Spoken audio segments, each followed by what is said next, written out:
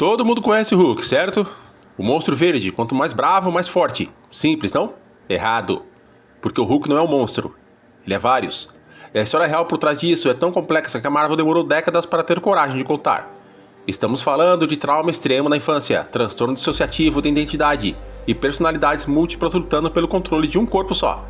O Hulk não é sobre a raiva, ele é sobre sobrevivência psicológica. E quando você entender isso, nunca mais vai ver o personagem da mesma forma. Bruce Banner, garoto quieto, tímido, frágil, crescendo na casa de Brian Banner, seu pai.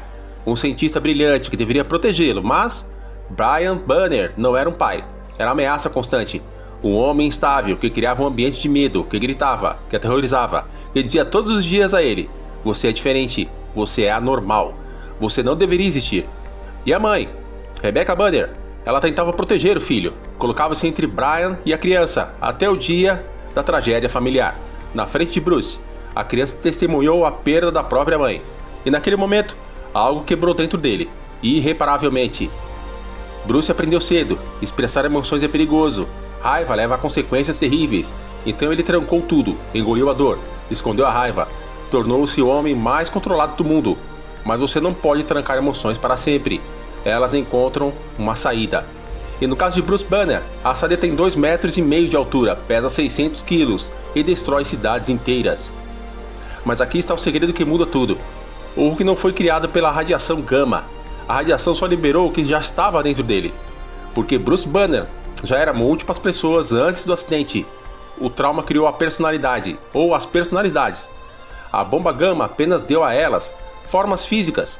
E quando você entende quantas personalidades existem dentro de Bruce Banner, a história fica completamente diferente. Aqui está a verdade.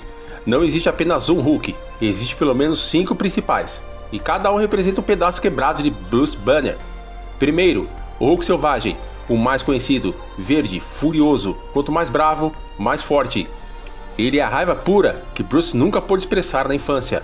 É a criança gritando: eu existo, me respeitem. Ele destrói porque foi emocionalmente destruído. Segundo, o Hulk cinza, também chamado de Joe Fixit, mais inteligente, mais calculista. Ele é a parte que Bruce aprendeu a ser estratégico para sobreviver, a parte que negocia, que manipula, que faz o que for preciso. Terceiro, o Professor Hulk, a fusão Bruce com a força do Hulk, inteligência com poder. Parece a solução perfeita, não? Mas é uma ilusão. É Bruce fingindo ter o controle sobre algo incontrolável. O quarto, o Hulk mundial, destruidor de mundos, a raiva elevada ao extremo absoluto. Ele não quer justiça, quer vingança contra tudo. É o que acontece quando a dor vira ódio puro. E quinto, o mais perturbador, Devil Hulk, o protetor noturno. Ele emerge quando Bruce está mais vulnerável, e ele não tem piedade. Ele é a parte que diz: ninguém vai nos machucar nunca mais, e se tentarem, vou impedir. Todas essas personalidades são mecanismos de defesa, são pedaços de uma criança que teve que se dividir para sobreviver psicologicamente. Agora a parte que a Marvel evitou por anos. Bruce Banner tem transtorno dissociativo de identidade, TDI. E não foi radiação que causou isso, foi infância traumática. Crianças que passam por situações extremamente difíceis, às vezes criam personalidades alternativas para sobreviver emocionalmente. Uma personalidade para aguentar a dor, outra para sentir raiva, a outra para fingir que está tudo bem. É um mecanismo de defesa, de proteção da mente. Bruce criou o Hulk antes da bomba gama. Ele já se dividia, já tinha raiva reprimida, já tinha um monstro interno psicológico.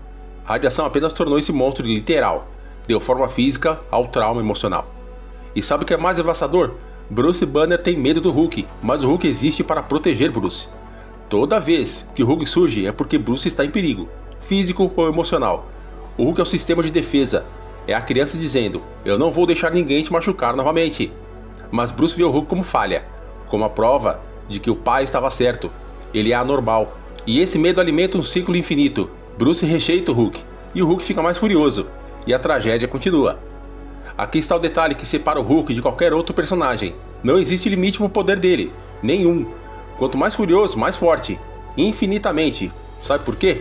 Porque a raiva de uma criança que sofreu não tem teto. Já teve a história onde o Hulk quebrou um planeta inteiro só pisando forte.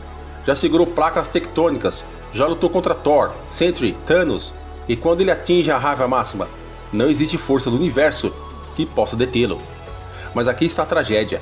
Essa força não traz paz, só destruição. O Hulk pode destruir qualquer coisa, menos a dor que o criou. Ele pode quebrar planetas, mas não consegue quebrar o ciclo de um trauma. E é por isso que ele nunca está satisfeito, nunca está em paz, porque a luta dele não é física, é eterna. E por último, a saga que finalmente teve coragem de contar tudo, Imortal Hulk, a história que confirma o Hulk não pode ser detido permanentemente, nunca, porque ele não é apenas físico, ele é psicológico. Enquanto existir o trauma não processado, ele existirá. Nessa saga, descobrimos que o Hulk é conectado a algo primordial, a raiva universal, e que toda noite, quando Bruce Banner dorme, o Devil Hulk assume, e ele faz coisas que Bruce nunca saberia. Protege, pune, aterroriza, porque trauma não descansa. A história mostra Bruce finalmente confrontando o pai, literalmente, e percebendo: e eu me tornei o que mais temia.